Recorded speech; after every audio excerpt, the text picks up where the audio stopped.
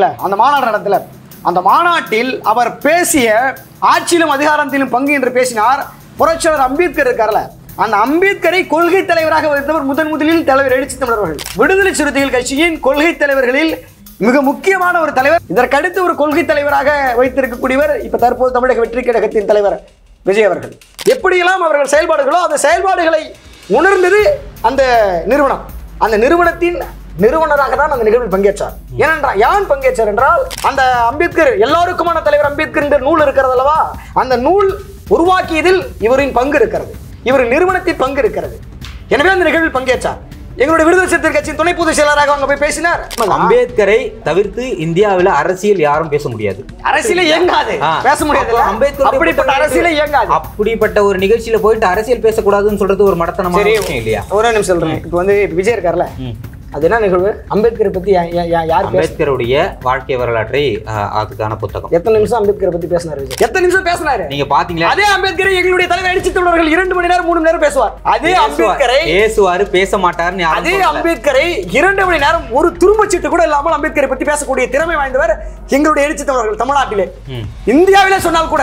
எங்களுடைய பேச மாட்டாருன்றீங்களா? எங்க பேசுறாரு? ஆதவர்ஜினா மீது இந்த ஒரு அழுத்தம் ஏற்பட்டுச்சு. ஏன் வெளியே நீக்கினாங்க? அவர் அம்பேத்கரை பத்தி பேசாமல், அவர் அம்பேத்கரை பற்றி பேசாமல் அரசியல் பேசிதான் தவறு. அரசியல் பேசியது தவறா, திமுக பேசினது தவறா? திராவிட முன்னேற்ற கழகத்தில் அது நாங்கள் திராவிட முன்னேற்ற கழகத்தின் கூட்டணியில் நாங்கள் விடுதலை சிறுத்தைகள் கட்சி பங்கு வைக்கிறோம். அம்பேத்கர் என்று பெயர் போட்டாலே திரும்ப வருவாருன்னு ஒரு நம்பிக்கை இருக்கு. அரசியல் சாயம் பூசப்படுகிறார்கள், அதனால் அரசியல் சாயம் பூசி விடுகிறார்கள் என்ற எச்சரிக்கையாகவே அந்த மேடையில் நாங்கள் பங்கேற்காமல் தலைவர் அவர்கள் தவிர்த்தார்.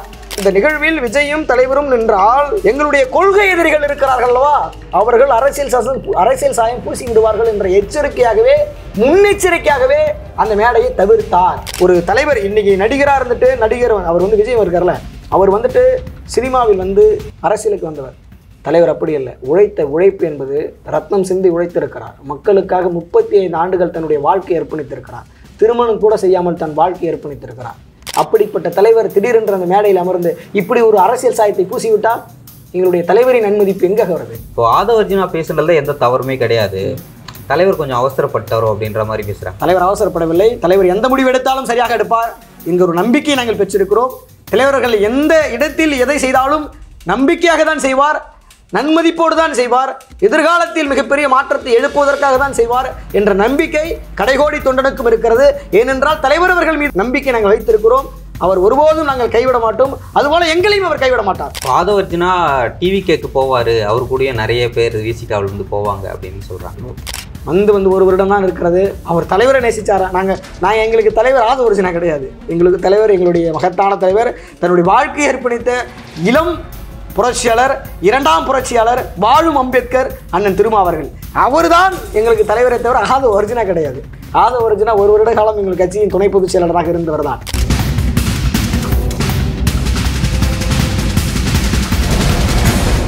இப்போ எல்லாருமே அரசியலுக்கு வரணும் அப்படின்றது வந்து ஒரு அளவுக்கு ஒரு 30 ஏஜுக்கு மேலே தான் அரசியலுக்கு வரணும் அப்படின்னு நினைப்பாங்க. இப்போ கல்லூரி மாணவராக இருக்கும்போதே உங்களுக்கு வந்து அரசியல் மீதும் திருமாவர்கள் மீதும் ஒரு ஈர்ப்பு ஏற்பட்டதுக்கு காரணம் என்ன? இப்போ நிறைய உங்களுடைய வீடியோக்கள்லாம் வந்து சோஷியல் மீடியாவில் நிறைய வைரலாக பார்க்க முடியுது. ஸோ இந்த அரசியல் மீது ஈர்ப்பு ஏற்பட்டதுக்கு உங்களுக்கு காரணம் என்ன? அரசியல் என்பது மக்கள் பணி செய்வது, மக்களுக்கு சேவை செய்வது. அதுபோல் அதே அரசியலால் தன்னுடைய சுயலாபத்திற்காக தன்னை ஒப்படைத்து கொண்டிருக்கிறார்கள், அதற்காகவே வேலை செய்கிறார்கள். அப்படி இருக்கும் மத்தியில் திருமணம் கூட செய்யாமல் தன் வாழ்க்கையை அர்ப்பணித்தவர் டாக்டர் 2ஆம் புரட்சியாளர் அண்ணன் அம்பேத்கரின் கொள்கை வாரிசு அண்ணன் திருமாவர்கள். திருமாவர்களை அவர்களும் என்னுடைய ஊரை சார்ந்தவர். அவர் அரியலூர் மாவட்டம் செந்துறை ஒன்றியத்தை சார்ந்தவர். அதுபோல் நானும் அரியலூர் மாவட்டம் செந்துறை ஒன்றியத்தை சார்ந்தவன். எனவே அவர் சொந்த ஊர்க்காரர் என்பதனால் அவர் மீது பற்றுக்கொள்ளவில்லை. நீங்கள் கொஞ்சம் சிந்திக்கலாம். சிறு வயதிலிருந்து அவரும் கஷ்டப்பட்டு தன்னுடைய தந்தை தாய் வறுமையில் தன்னுடைய வாழ்க்கையை பள்ளி கல்லூரி மற்றும் அடுக்கடுக்காக தன்னுடைய அரசு வேலையை தூக்கி எறிந்துவிட்டு இந்த அரசியல் களத்திற்கு மக்கள் பணியாற்றுவதற்காக, மக்களுக்கு போர்க்குரல் எடுப்பதற்காக, பாதிக்கப்பட்ட மக்களுக்கும் விளிம்புநிலை மக்களுக்கும் தன்னுடைய வாழ்வியலை ஒப்படைத்து வரலாறு தலைவராக இன்று மாறியிருக்கிறார் என்பதனால் அவர் மீது அன்பும் அளவுக்கு அதிகமாக பற்றும் கொண்டதனால் அவர் பின்னை நான் தொடர்கிறேன். இப்போது திருமாகாதலன் அப்படின்றதுக்கு அப்படின்னு என் பேர் வச்சுருக்கீங்க. உங்களோட ஒரிஜினல் பேர் என்ன தான்? தலைவர் திருமாவர்கள் சாதி தலைவர் அல்ல, சாதிக்கு பிறந்த தலைவர். எங்கெங்கெல்லாம் பாதிப்பு ஏற்படுகிறதோ அங்கெங்கெல்லாம் முதலில் குரல் எழுப்பக்கூடியவர். மிகப்பெரிய ஒரு வரலாற்று தலைவராக இன்று பரிணாம வளர்ச்சி அடைந்து கொண்டிருக்கிறார். அது மட்டுமல்ல, இந்திய அளவில் இன்று தலைவர் திருமாவர்களை தெரியாத மக்களும் கிடையாது. எங்கும் எதிலும் எழுச்சி தமிழர் முகம் பிராண்டாக இருக்கிறது. எனவே அவரின் பெயரை வைத்திருப்பது, அவரின் பெயரை நான் அடைமொழியாகவோ அல்லது மிக சிறந்த ஒரு பெயராக வைத்திருப்பது மகிழ்ச்சியை தருகிறது, பெருமை அடைகிறேன். இந்த பெயர் வெறும் பெயரல்ல, எழுச்சி தமிழரின் வரலாற்று சிறந்த ஒரு பெயராக இருக்கிறது, இணைப்பெயராக இருக்கிறது. அந்த பெயரை உச்சரிப்பது தலைவரை உச்சரிப்பது போல் எனக்கு தோன்றுகிறது. எனவே அந்த பெயரை நான் வைத்திருக்கிறேன். அவர் மீது அன்பாலும் பற்றாலும் ஈர்க்கப்பட்ட காரணத்தினால் திருமாக்காதலன் என்று என்னுடைய பெயரை நான் வைத்திருக்கிறேன். முகநூலிலும் சரி, இன்ஸ்டாகிராமிலும் சரி, எந்த உரையாடலாக இருந்தாலும் என்னுடைய பெயர் திருமாக்காதலன் என்கிற பெயர் விடுதலை சிறுத்தைகள் அனைத்து தோழர்களுக்கும் தெரியும். அதுபோல் உங்களை போன்ற யூடியூபர்ஸ் அண்டு பொதுமக்கள் அனைவர்களுக்கும் தெரிந்திருக்க வாய்ப்பு உண்டு என்று நான் உணர்கிறேன். இப்போ வந்து இளைஞர்கள் அப்படின்னா அவங்க வந்து எல்லாருமே சினிமா ரசிகர்களாக இருப்பாங்க. ஒரு ஹீரோவுக்கு, இந்த ஹீரோவுக்கு நான் வந்து ரசிகர் அப்படின்ற சொல்லிக்கிறது தான் பெருசாக வந்து பேசுவாங்க. திரைப்படங்கள் வந்து வெளியாகும் போது கொண்டாடுவாங்க. ஸோ அந்த மாதிரி இல்லாமல் நீங்கள் எப்படி இது திருமாம் இது ஒரு அதாவது சினிமா வேறு, அரசியல் வேறு. சினிமாவில் நடிப்பவரை நடிகராக பார்க்கணும், தலைவனை தலைவராக பார்க்கணும். தனக்கு தொண்டாற்றக்கூடியவரை தனக்கென போராடக்கூடியவரை தலைவராக ஏற்கணும். சினிமாவில் நடிப்பவரை நடிகராக பார்க்கணும். இதுதான் வித்தியாசம். நானும் தனுஷ் ரசிகர். நான் தனுஷ் ரசிகர் என்பதனால் தனுஷ் இப்போ ரசிகர் மன்றம் இருக்கிறது. திடீரென்று அவர் அரசியல் ஆரம்பித்து விட்டால் அவருக்கு நான் போக முடியுமா? சிறு வயதிலிருந்து ஒரு தலைவரை நான் மனதில் ஏற்றி வைத்திருக்கிறேன். அவர் பின்னால் செல்லக்கூடியதான கருத்தியல் ரீதியான ஒரு அரசியல் தெளிவு. இந்த அரசியலை தலைவரை புறக்கணித்து விட்டு நான் தனுஷுக்கு ஆதரிப்பு தெரிவிக்க முடியுமா? முடியாது. அதனால் தெளிவாக சொல்கிறேன், சினிமா வேறு, அரசியல் வேறு. சினிமாவில் தனுஷ் படம் வெளியிட்டால் நானும் கொண்டாடுவேன். திரையரங்களுக்கு போயிட்டு கத்துவேன், போவேன். தனுஷனுடைய தீவிர வரியன். அதனால் என்னுடைய பெயரும் தனுஷ். நீங்கள் கேட்ட கேள்விக்கு தற்போது பதில். என்னுடைய பெயர் தனுஷ். ஆனால் அந்த பெயரை உச்சரிப்பதில் எனக்கு திருமாக்காதலன் என்கிற ஒரு மிகப்பெரிய வரலாற்று தலைவரின் புனைப்பெயராக இருப்பது எனக்கு மகிழ்ச்சியை தருகிறது. எனவே அந்த பெயரை நான் உச்சரிக்க விரும்புகிறேன். அந்த பெயரை அழைப்பதற்கு தற்போது அழைத்த உங்களுக்கும் என்னுடைய நெஞ்சார்ந்த நன்றி. இப்போ வந்து சமீபத்தில் நடந்த ஒரு அம்பேத்கர் புத்தக வெளியீட்டு விழாவில் ஆதவர்ஜுனா பேசியதும், நடிகரும் தமிழக வெற்றிக் கழகத்தின் தலைவருமான விஜய் அவர்கள் பேசியதும் மிகப்பெரிய அளவில் ஒரு சர்ச்சைக்குரிய ஒரு விஷயமாக மாறியிருக்கு. அது மட்டும் இல்லாமல் ஆதவர்ஜுனாவை விசிகாவிலிருந்து நீக்கம் பண்ணியிருக்காங்க. இந்த விஷயம் வந்து பெரிய அளவில் பேசுபொருளாக இருக்குது. இதில் உங்களுடைய பார்வை என்ன? முதல்ல நீங்கள் கவனிக்கணும், எழுச்சி தமிழர் அவர்கள் புத்தக வெளியீட்டு விழாவில் பங்கேற்க வேண்டும். அவர்கள் எழுச்சி தமிழர்கள் பங்கேற்று தற்போதைய முதல்வர் ஸ்டாலின் அவர்கள், ராகுல் காந்தி உட்பட அந்த புத்தக வெளியீட்டு விழாவில் கலந்து கொள்ள வேண்டும், அவர்கள் தான் பங்கேற்க வேண்டும் என்கிற ஒரு திட்டவட்டம் விகடனும் வாய்ஸ் ஆஃப் காமன் நிறுவனமும் ஒப்புக்கொண்டு விட்டார்கள். சில நாட்களில் அவர்களுக்கு என்னென்று தெரியவில்லை, முதல்வர் ஸ்டாலின் அவர்கள் மற்றும் ராகுல் காந்தி மற்றும் எழுச்சி தமிழர் அவர்கள் சில நெருக்கடிகளால் இல்லை ஏதோ ஒரு தெரியவில்லை, அவர்கள் பங்கேற்க முடியாத சூழல் ஏற்பட்டுவிட்டது. எனவே இவர்கள் தலைவர் எழுச்சி தமிழர்களை சந்தித்திருக்கிறார்கள். எழுச்சி தமிழரை வந்து பங்கேற்க வேண்டும் என்று சொல்லியிருக்கிறார்கள். இந்த புத்தக வெளியீட்டு விழாவில் அந்த புத்தகத்தை உருவாக்கியவர், அந்த புத்தக உருவாக்கியில் முக்கிய பங்கு வகிப்பவர் வாய்ஸ் ஆஃப் காமன் நிறுவனரும் எங்களுடைய கட்சியின் துணை பொதுச் செயலாளர் அண்ணன் ஆதவ் அர்ஜுன் அவர்கள். எனவே அவரை உரிமையோடு அவர் உருவாக்கிய புத்தகம் அது, உருவாக்கியதில் முக்கிய பங்கு வகிக்கப்படுகிறது. எனவே நீங்கள் பங்கேற்கள் என்று சொன்னவர் எங்களுடைய தலைவர் எழுச்சி தமிழர்கள். அப்படி பங்கேற்கக்கூடாது என்றால் அது ஜனநாயக முறை அல்ல. அது பங்கேற்றதுக்கு தானே இப்போ கட்சியை விட்டு தூக்கியிருக்காங்க. பங்கேற்றார். அப்போது என்ன சொன்னார்?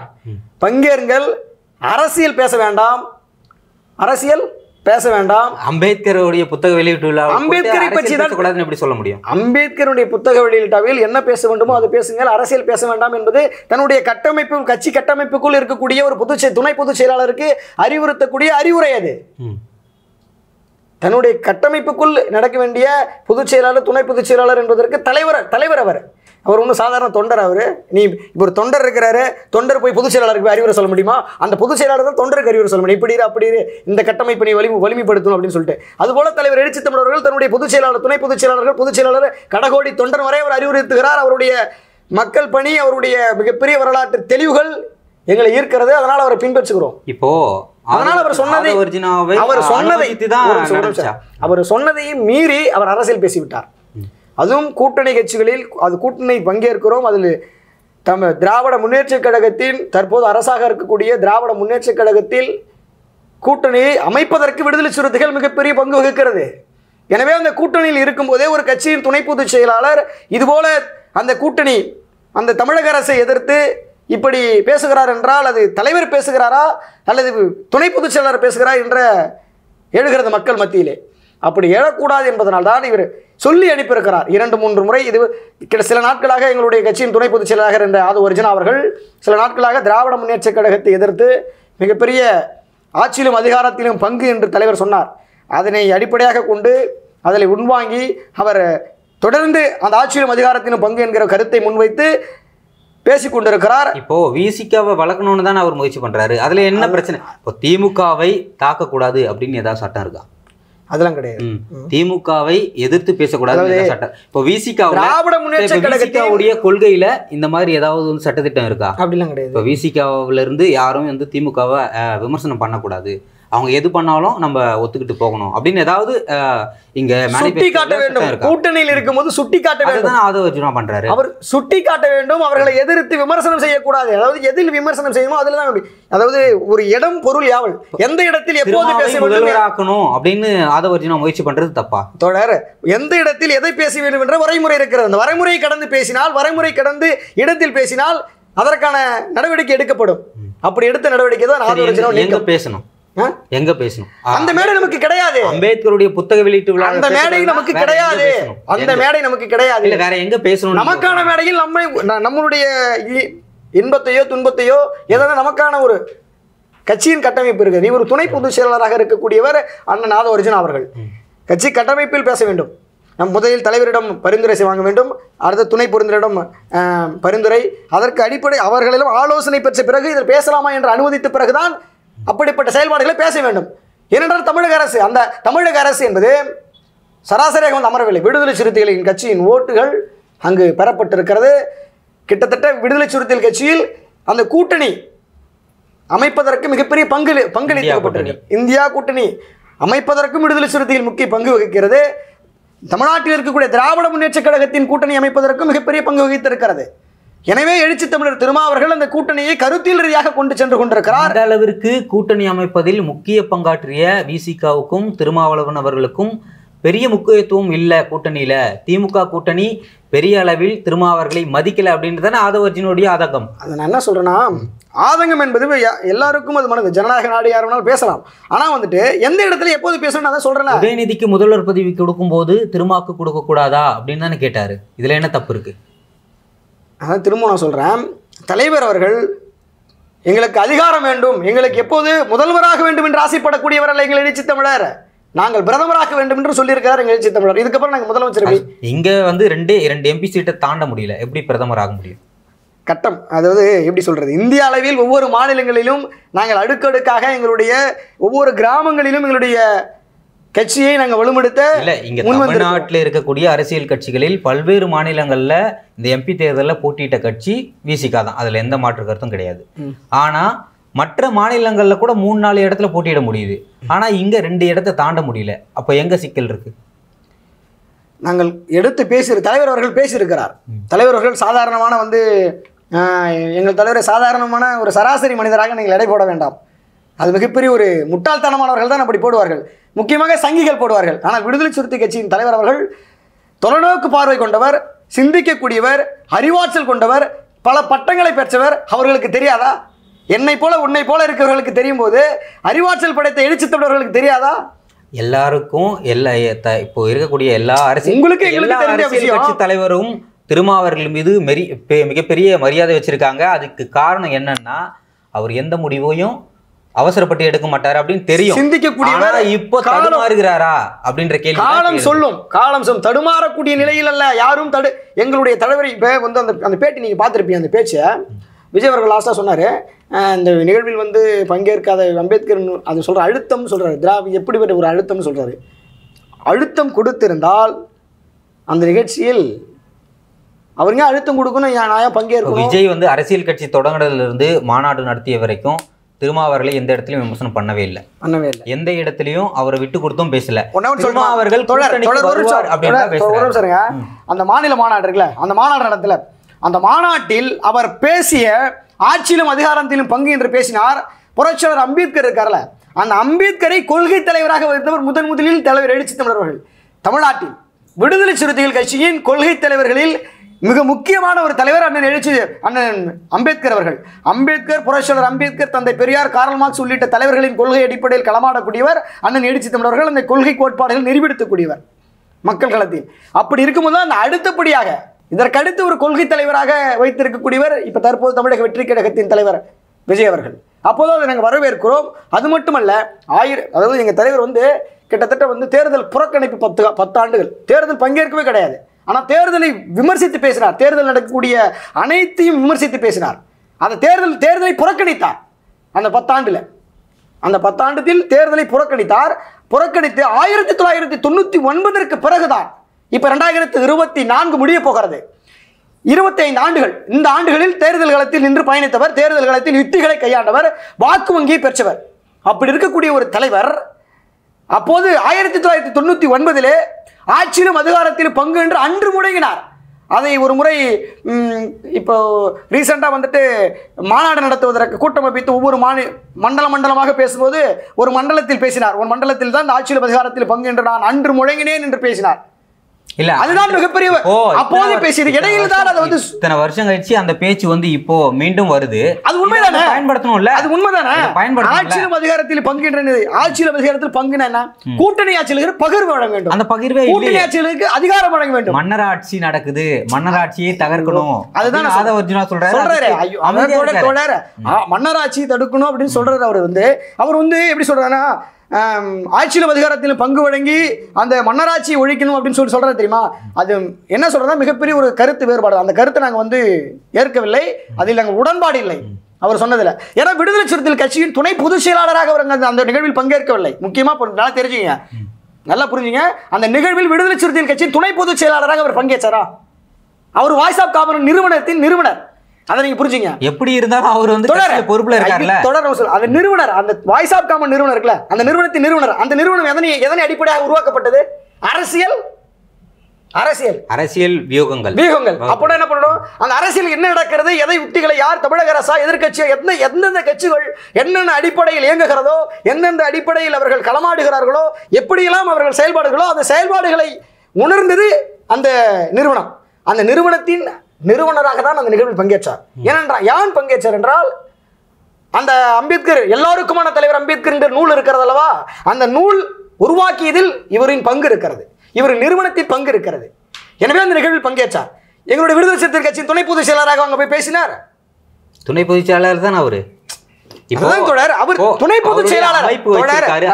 திருமாவே பேட்டியில என்ன சொல்றாருன்னா, அந்த நிகழ்ச்சிக்கு நான் தான் அனுப்பி வச்சேன் அப்படின்னு சொல்றாரு. அனுப்பி வச்சாரு, அதுதான் சொல்றேன், அனுப்பி வச்சாரு.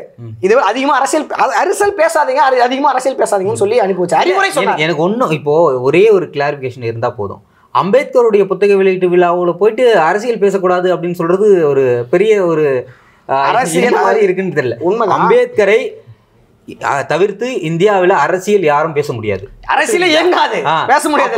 அப்படிப்பட்ட ஒரு நிகழ்ச்சியில போயிட்டு அம்பேத்கருடைய புத்தக வெளியீட்டு விழாவில் போயிட்டு அரசியல் பேசக்கூடாதுன்னு சொல்றது ஒரு மடத்தனமான விஷயம் இல்லையா? ஒரு நிமிஷம் சொல்றேன். இப்போ வந்து விஜய் இருக்கார்ல, அது என்ன நிகழ்வு? அம்பேத்கரை பத்தி யார்? அம்பேத்கருடைய வாழ்க்கை வரலாற்றை, அதுக்கான புத்தகம். எத்தனை நிமிஷம் அம்பேத்கரை பத்தி பேசினார் விஜய்? உதாரணம் சொல்லி பேசினாரு. எத்தனை நிமிஷம் பார்த்தீங்களா இல்லையா? எத்தனை நிமிஷம் பேசினாரு நீங்க பாத்தீங்களா? அதே அம்பேத்கரை எங்களுடைய தலைவர் எழுச்சி தமிழர்கள் 2 மணி நேரம் 3 மணி நேரம் பேசுவார். எவ்வளவு சொல்றீங்க? அதே அம்பேத்கரை பேசுவாரு, பேச மாட்டாருன்னு. அதே அம்பேத்கரை 2 மணி நேரம் ஒரு துரும்பச்சீட்டு கூட இல்லாமல் அம்பேத்கரை பத்தி பேசக்கூடிய திறமை வாய்ந்தவர் எங்களுடைய எழுச்சி தமிழர்கள். தமிழ்நாட்டிலே, இந்தியாவிலே சொன்னால் கூட பேச மாட்டாருன்றீங்களா? எங்க பேசுறாரு? அதுக்கான மேடையில என்ன மாதிரியான அரசியல்? எல்லாருக்கும் தலைவர் அம்பேத்கர். அந்த தலைப்பில் என்ன பேசினார்? அம்பேத்கரை பற்றி என்ன பேசினார்? அம்பேத்கரை பற்றி என்ன கருத்து அங்க சொன்னார்? அம்பேத்கர் குதிரை வண்டியில் போவதற்கு அங்க என்ன மாதிரியான அடக்குமுறை நடந்துச்சு? அம்பேத்கர் வந்து வெளிநாட்டுல இருந்து இங்க வந்ததுக்கு அப்புறமும் அப்படியான ஒரு அடக்குமுறை இருந்துச்சுன்னு உதாரணம் சொல்லி பேசினாரு.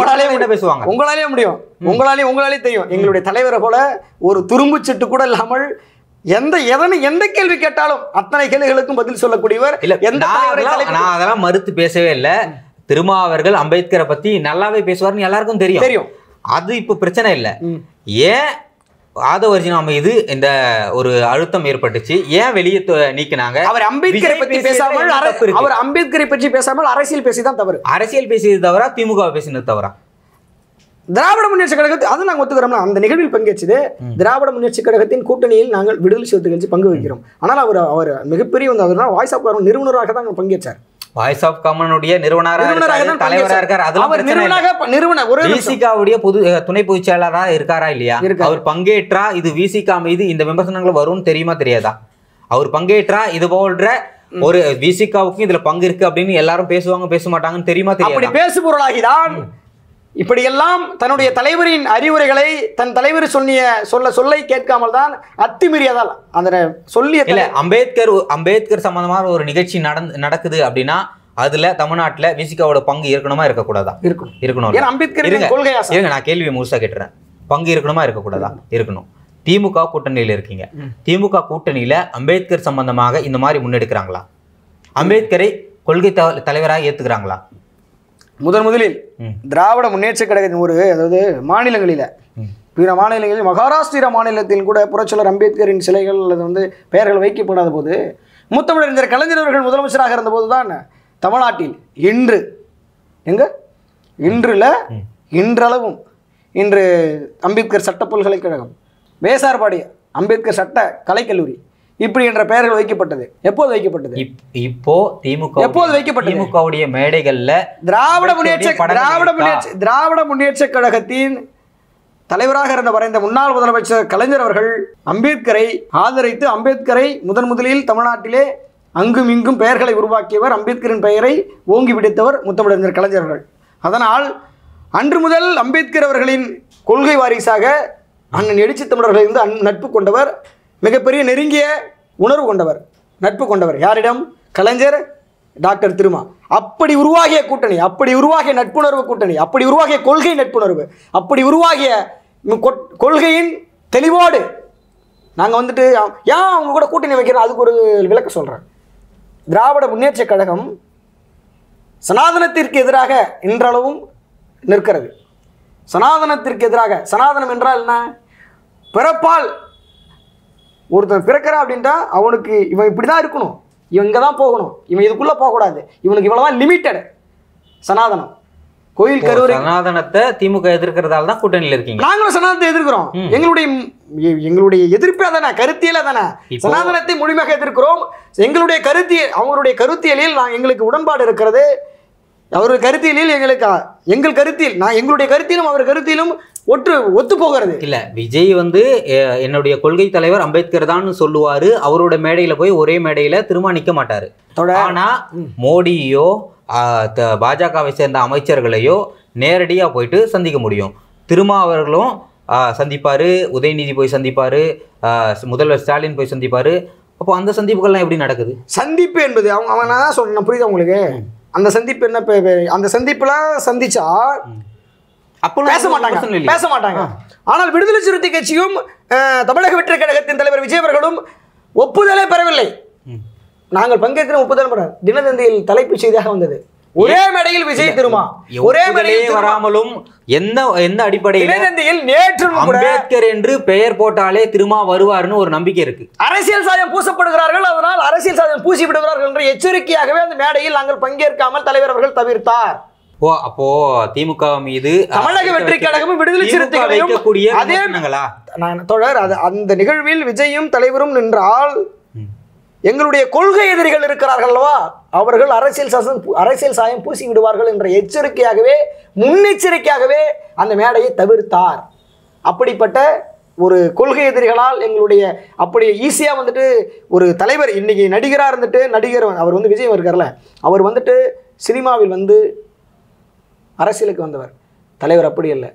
உழைப்பு என்பது ரத்னம் சிந்தி உழைத்திருக்கிறார். மக்களுக்காக 35 ஆண்டுகள் தன்னுடைய வாழ்க்கையை அர்ப்பணித்திருக்கிறார். திருமணம் கூட செய்யாமல் தன் வாழ்க்கையை அர்ப்பணித்திருக்கிறார். அப்படிப்பட்ட தலைவர் திடீரென்று அந்த மேடையில் அமர்ந்து இப்படி ஒரு அரசியல் சாயத்தை பூசிவிட்டால் எங்களுடைய தலைவரின் நன்மதிப்பு எங்கே வருது? அந்த நன்மதிப்பெல்லாம் கெட்டுவிடும், அந்த நன்மதிப்பெல்லாம் பாதிக்கப்பட்டுவிடும் என்கிற எண்ணத்தில் முன்னெச்சரிக்கையாகவே எங்கள் தலைவர் அந்த மேடையை தவிர்த்தார். விஜய் வந்து சினிமாவிலிருந்து தான் அரசியலுக்கு வந்திருக்காரு, அது எல்லாருக்கும் தெரிஞ்ச விஷயம்தான். ஆனால் திமுக கூட்டணியில் அங்கே இருக்கக்கூடிய திமுகவின் முக்கிய நிர்வாகிகளாக முக்கிய முகமாக பார்க்கக்கூடிய ஆர்எஸ் பாரதி ஒரு விஷயத்தை சொல்கிறாரு. இங்கே வந்து உயர்நீதிமன்றத்தில் நீதிபதிகளாக இருக்கக்கூடியவங்கெல்லாம் திமுக போட்ட பிச்சையில் தான் நீதிபதிகளாக மாறி இருக்காங்க அப்படின்னு சொல்கிறாரு. தயாநிதி மாறன் என்ன சொல்கிறார், நாங்கள் என்ன தாழ்த்தப்பட்டவங்களா அப்படின்னு கேட்குறாரு. இப்படிலாம் பேசுவாங்க, அவங்களெல்லாம் நீங்கள் அட்ஜஸ்ட் பண்ணிக்கிட்டு அவங்க கூட கூட்டணியில் இருப்பீங்க. விஜய் வந்து என்ன பேசிட்டாரு, விஜய் வந்து அம்பேத்கரை நான் முன்னிலைப்படுத்துவேன்னு சொல்கிறாரு, அவரு கூட போகிறதுக்கு கசக்குதா? கருத்தியல் ரீதியாக நாங்கள் உடன்பட்டிருக்கிறோம். திராவிட முன்னேற்ற கழகத்தின் கருத்திலும் அவர்களும் சனாதன எதிர்ப்பாளர்கள், நாங்களும் சனாதனத்தை முழுமையாக எதிர்க்கிறோம். சனாதனத்தை எதிர்க்கிறீங்க, அதெல்லாம் இல்லைன்னு சொல்லலை. இப்படிப்பட்டவர்கள் விசிகாவை இந்த அளவுக்கு பேசுறாங்க, தாழ்த்தப்பட்ட மக்களையோ இல்ல ஒடுக்கப்பட்ட மக்களையோ இவ்வளவு விமர்சனம் வைக்கிறாங்க, அதெல்லாம் விஜயோ ஒரு இடத்துல வந்து நீங்க கேட்கிற கேள்விக்கு கட்சியை விட்டு நீக்கிற அளவுக்கு போறீங்க இல்ல. அப்படி இருந்தும் நீங்க அவர்களும் பயணிக்கிறீங்க, அவன் கொள்கையோடு அப்படி கேட்கிற கொஸ்டின் தெரியுது எனக்கு. இதற்கு எங்களுடைய தலைவர் கண்டிப்பாக விரைவில் முடிவெடுப்பார். அதற்கான கொள்கை யுத்திகளும் எங்களுடைய கொண்ட கொள்கையில் உறுதியை காட்டுவோம். தேவையெனில் கொள்கை சிதையாமல் கொள்கை சிதையாமல் யுக்தியை மாற்றுவோம். எங்களுடைய கொள்கை முழக்கம் எங்கள் தலைவரால் அறிவிக்கப்பட்டது. கடைகோடி தொண்டனுக்கும் இந்த கொள்கை தெரியும். விடுதலை சிறுத்தையாக உண்மையாக பயணிக்கிறவனாக இருந்தால் கொண்ட கொள்கையில் உறுதியை காட்டுவோம். தேவையெனில் கொள்கை சிதையாமல் யுக்தியை மாற்றுவோம். டேமேஜே கிடையாது கொள்கையில். ஒரு கொள்கை சிதையவே சிதையாது. ஏனென்றால் எங்களுடைய யுக்தி கையாளுமை வலிமையாக இருக்கிறது. ஒருவனை எதிர்க்கிறோம் என்றால் அந்த எதிரிகள் விடுதலை சிறுத்தைகள், மிகப்பெரிய கருத்தியல் போராளிகள், அவர்களை எதிர்ப்பதற்கு கருத்தியல் தேவை, கருத்தியல் யுத்திகள் தேவை என்று அவர்கள் சிந்தித்து விட்டுதான் எதிரியாக எங்களை பார்க்க வேண்டும். ஏனென்றால் எங்களுடைய கருத்தியல் திறமையாக இருந்த கருத்தியலாக இருக்கிறது, வலிமையாக இருக்கிறது, ஆளுமையாக இருக்கிறது. இல்லை, கடைசியாக ஒரு கேள்வி. ஆதவர்ஜுனா திருமாவை முதல்வராக்குவேன் என்று சொன்ன கருத்து நீங்கள் உடன்படுறீங்களா இல்லையா? அவர் வந்து எப்படி சொல்கிறதுனா, தலைவர் இருக்கார்ல, தலைவர் அன்பாலும் பற்றாலும் ஈர்க்கப்பட்ட காரணத்தினால் அவர் கட்சியின் கட்டமைப்புக்குள் வந்தார். வெல்லும் ஜனநாயக மாநாட்டில் உறுப்பினராக சேர்ந்தார். ஜனவரி மாதம் சேர்ந்து அவருடைய பணி சிறப்பாக இருந்தது. அவருடைய பணி கடைகோடி தொண்டனுக்கும் தெரியும்.